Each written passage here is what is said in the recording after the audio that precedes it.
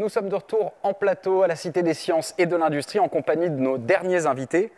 Alors, avant de passer à la présentation, je précise que les innovations qui vont suivre ont la particularité de fonctionner sur le modèle open source. Alors, c'est un modèle qui présente évidemment l'avantage d'autoriser un développement communautaire et une sorte d'enrichissement continu.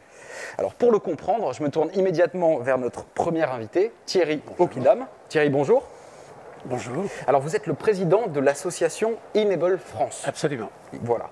Alors, est-ce que vous pouvez nous dire en quoi consiste l'activité d'Enable ? On utilise un réseau de makers un peu partout en France pour fabriquer des mains imprimées en 3D qui vont être offertes à des enfants qui sont nés sans doigts ou sans poignet. D'accord. Vous avez commencé cette aventure quand ? Parce que je crois que ce n'est pas spécifiquement votre cœur de métier à l'origine. Ah non, on est tous bénévoles, ça c'est ma danseuse. On a fait ça à partir de 2015, fin 2015 on a démarré, donc on a 5 ans maintenant.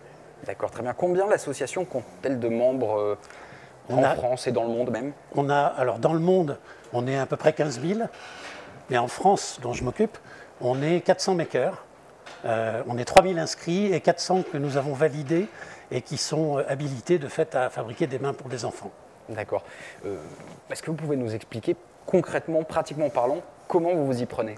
Alors, ce sont des appareils qui sont entièrement mécaniques, qui sont imprimés en 3D, avec quelques éléments non imprimés comme des élastiques ou du fil de pêche, qui coûtent très peu cher à fabriquer, qui sont très faciles à réparer. Ça coûte combien à peu près ? Ça coûte moins de 50 € à produire, ça. D'accord. Donc on en fait cadeau aux enfants qui en ont besoin. Tous nos makers sont bénévoles et philanthropes. Et ces mains donc, fonctionnent purement mécaniquement. C'est l'action du poignet qui va fermer les doigts et fournir aux enfants la pince qui leur manque quand ils n'ont pas de doigts et qui leur fait défaut. D'accord, c'est formidable. Le modèle open source, j'imagine évidemment, qui s'imposait ? Tout est open source, bien entendu. D'accord. Vous avez des projets qui pourraient permettre de déployer encore plus cette initiative ? Absolument. On est en train de préparer un gros projet qui va nous permettre de nous tourner vers des exosquelettes, vers des besoins gérés par d'autres types de handicaps, pour les personnes malvoyantes, malentendantes, pour les prothèses de membres inférieurs aussi. Voilà, il y a plein de choses à faire dans plein de directions différentes. Qu'est-ce qui vous a poussé à vous lancer dans cette aventure-là ?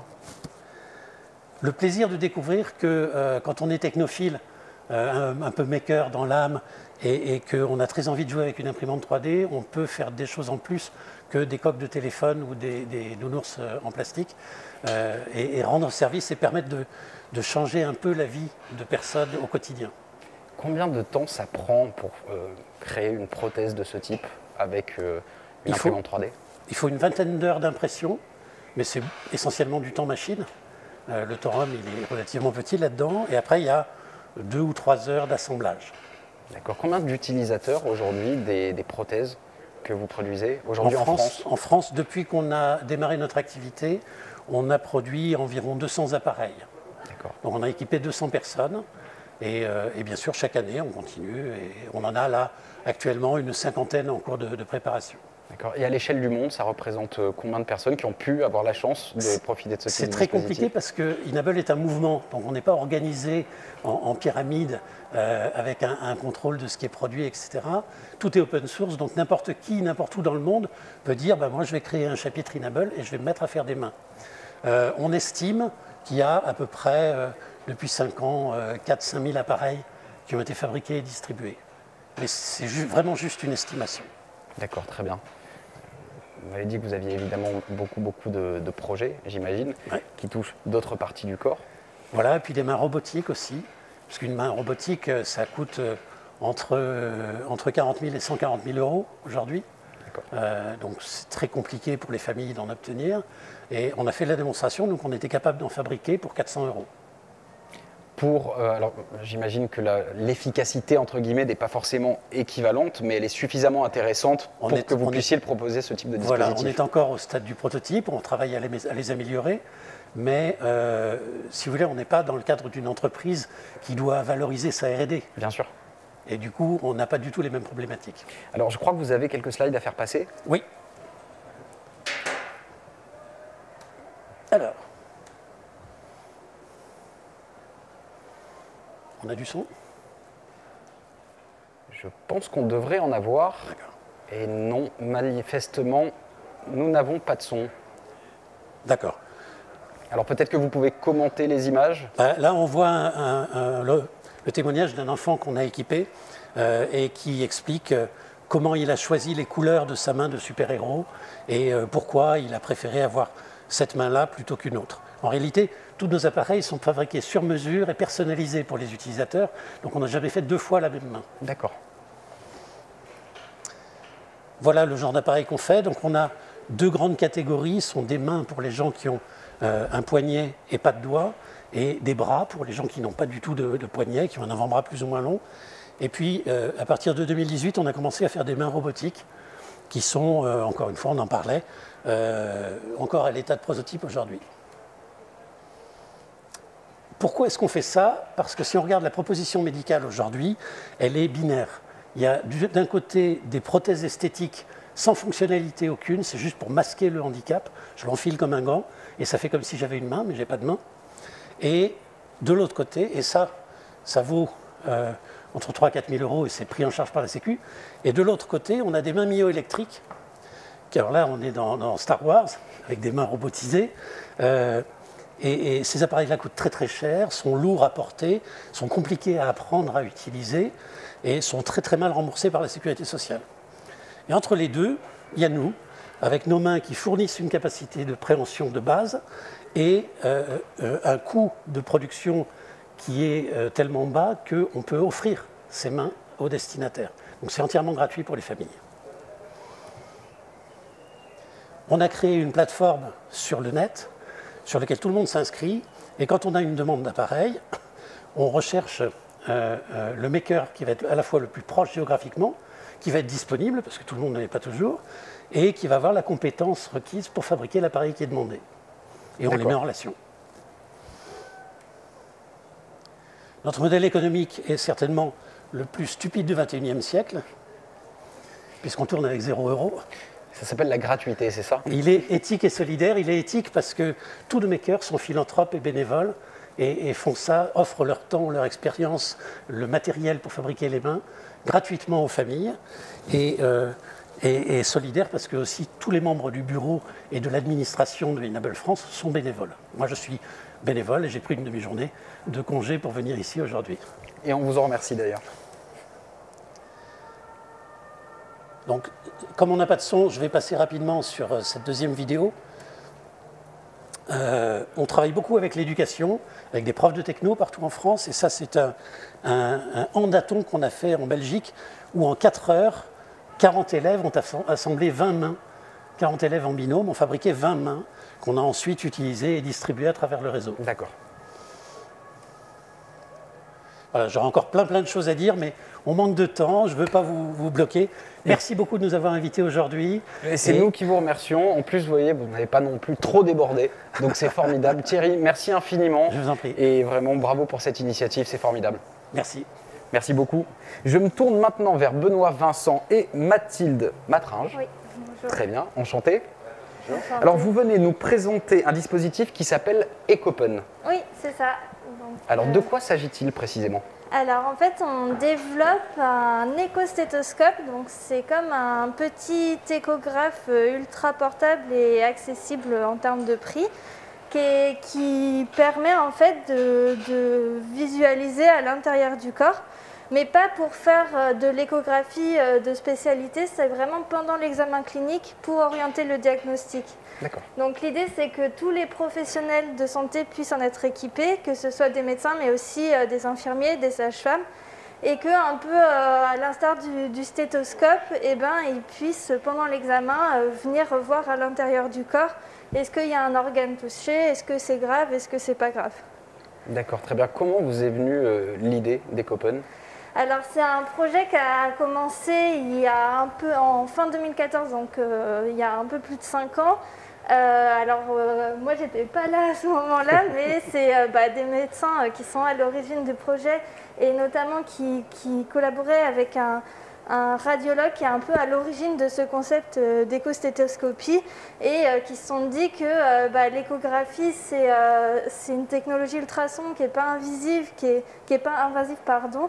et qui est pas irradiante, donc qui n'est pas un danger pour le patient, et du coup que ça pouvait permettre de donner un outil supplémentaire aux médecins de pouvoir voir, alors que souvent on peut palper, on peut écouter, mais on ne peut pas voir à l'intérieur du corps. Alors je crois que vous êtes venu avec le dispositif en question. Alors donc ça c'est un peu différent. Autant pour moi. J'allais justement en parler. En fait, on est aussi un projet open source. Et donc, on travaille avec une communauté à la fois scientifique qui nous a aidés sur tous nos prototypes et médicale qui nous aide à co-construire en fait, le dispositif d'échographie, enfin d'échostéthoscopie. Et en fait, en parallèle, on a des activités un peu plus de recherche autour des ultrasons. Et du coup, c'est de ça que Benoît est venu parler. Voilà, le passage de relais est effectué. Moi, je suis le canal historique d'Ecopon et la branche Maker. D'accord. Donc, en fait, effectivement, le projet est... Juste une petite précision pour les salles, du coup, on peut aller à la dernière slide, parce qu'on n'a pas suivi On a un peu... Pas de problème, je vous en prie. Voilà, donc l'idée, effectivement, comme le disait Mathilde, est de dire... Et si aujourd'hui on reconcevait un échographe avec les moyens d'aujourd'hui, mais avec les technologies, du moins les capacités des années 80, 90, et là les médecins nous disent mais oui, ça c'est très utile, ce serait incomparable avec les échographes, ils coûtent des centaines de milliers d'euros aujourd'hui, des échographes de spécialité, et par contre avoir un petit échographe économique, reconstruit et avec les capacités des anciens modèles serait extrêmement utile. Donc on a toute une branche chez Ecopon qui est très orientée maker et dont la fonction est de remettre dans les mains des makers, des curieux, des étudiants, des moyens de faire de l'échographie, de découvrir les ultrasons, parce que c'est une technologie qui somme toute n'est pas très compliquée et pas dangereuse, donc on peut faire des expérimentations, et voilà. Donc alors là j'ai amené quelques petits accessoires, c'est le genre de matériel qui permet, qu'on construit, qu'on fournit en open source à la communauté, et qui va permettre de rentrer dans le monde de l'ultrason très facilement, avec juste, il faut soit en construire, alors pour ceux qui connaissent, il y a des Raspberry là-dedans, il y a des choses, enfin bon, il n'y a rien de très extraordinaire, mais ça va permettre avec, par exemple, là j'ai amené, ici c'est le cœur du réacteur, c'est-à-dire que c'est un transducteur ultrason, c'est ce qu'il y a dans tous les échographes, c'est un petit composant qui est plutôt simple, par contre il faut un petit peu d'électronique quand même pour l'animer et permettre de faire ses premiers échos et de voir à travers un corps, de voir à travers des... Donc, Ecopon a un axe où on essaye de faire un dispositif médical, certifié médical, donc là c'est un axe plutôt industriel, où on va produire et mettre dans les mains des médecins ces petits échographes vraiment économiques. Et puis il y a tout un axe où on met en open source tous les communs, tous les acquis qu'on a eus, nous, depuis 5 ans, tout ce qu'on a acquis dans le domaine de l'échographie, de la mise en œuvre, et qui va permettre à des étudiants ou des makers de faire leurs propres expériences, d'innover, et l'innovation, elle va se jouer là avec, justement, en mettant les briques de base dans les mains on l'espère, dans les mains des utilisateurs. Justement, vous avez devancé ma dernière question, je voulais connaître vos projets, mais manifestement, on l'a compris, il y a 2 voies qui sont en train de se construire. Il y a un axe très professionnel et médical, avec une certification médicale rigoureuse, marquage CE, enfin tout ce... Et puis il y a un axe open source, très maker, où là on diffuse la culture de l'ultrason et de la technologie ultrason. Benoît, Mathilde, merci beaucoup. Navré, je suis une fois de plus pressé par le temps, il faut que je me dirige vers notre dernier invité sur le plateau. Bonjour. Alors, nous sommes en compagnie de Clément Lequodic. C'est bien ça. Clément, bonjour. Alors, je crois qu'on va parler tous les deux d'une association et d'un projet qui s'appelle Aura, si je ne m'abuse. Oui, c'est un projet associatif ouvert qui a pour vocation d'améliorer le quotidien des patients atteints d'épilepsie. Et ce qu'il faut savoir, déjà, parlons d'épilepsie, c'est une maladie qui est malheureusement trop méconnue et qui touche pourtant près de 600 000 personnes en France et 50 millions de personnes dans le monde. Et parmi ces patients, en fait, généralement le traitement, c'est le traitement médicamenteux qui permet de stopper les crises. Et donc parmi ces patients, il y en a 30% qui sont dits pharmacorésistants et qui ont malheureusement peu d'alternatives. Alors il y en a quelques-unes, il y a de la chirurgie, il y a de la méditation, le sport, et l'approche de suivi par des objets connectés, c'est un champ en plus qui a pour vocation d'aider les patients. Alors concrètement, qu'est-ce qu'on fait? On conçoit un patch connecté thoracique qui vient mesurer les signaux cardiaques, le mouvement, et qui va être capable de, au moment de la crise, détecter une signature de cette crise et d'alerter le patient. Et puis également de construire ce qu'on appelle un journal des crises, parce que c'est ce qui est très utilisé par les professionnels de santé, notamment les neurologues, dans la prise en charge de la maladie, pour leur donner plus d'informations quantitatives sur l'efficacité des traitements, quelles que soient les approches médicales. Et puis, à plus long terme, je dirais, une fois qu'on a ce journal de crise, les récentes recherches ont montré que ces crises, elles ont des chronotypes, en fait, un cycle qui n'est pas régulier, mais qu'on peut anticiper.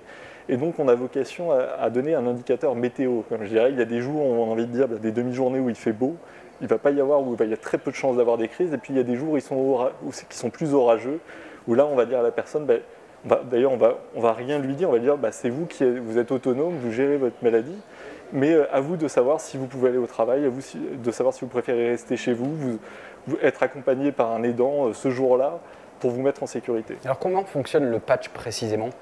Alors le patch, en fait, il est collé au torse, il enregistre ce qu'on appelle un électrocardiogramme, il enregistre un accéléromètre, un magnétomètre, un gyroscope, donc c'est tous les mouvements au niveau du corps.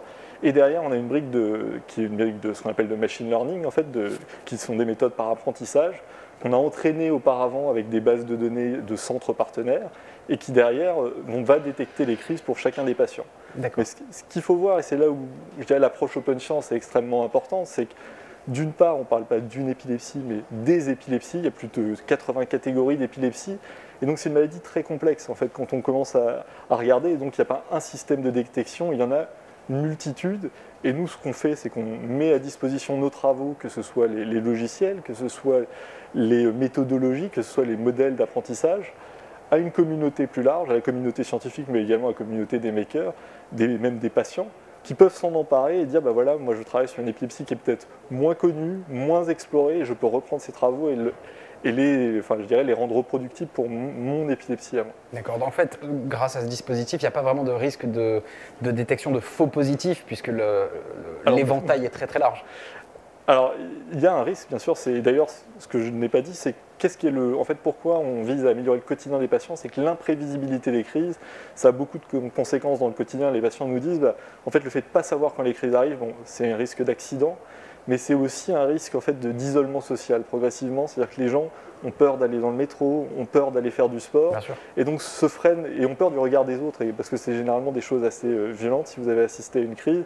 Et donc les gens se disent, on va me juger vis-à-vis de ça, et donc j'ai tendance à être replié et j'ai besoin de moyens de reprendre de l'autonomie, de reprendre le contrôle sur ma maladie et de pouvoir refaire plein de choses qui sont totalement possibles, même avec l'épilepsie. Et c'est vraiment le message aussi de l'asso, c'est dire c'est pas parce qu'on a de l'épilepsie qu'on ne peut plus rien faire, au contraire, il faut, avec un petit dispositif ou avec d'autres choses d'ailleurs, on peut reprendre contrôle sur la maladie et être acteur de sa maladie. D'accord. Combien d'utilisateurs aujourd'hui de l'application du dispositif? Alors aujourd'hui, pas encore, parce qu'on est à l'état de recherche. On travaille avec un centre qui s'appelle l'établissement de la TEP, qui est situé à côté de Valence.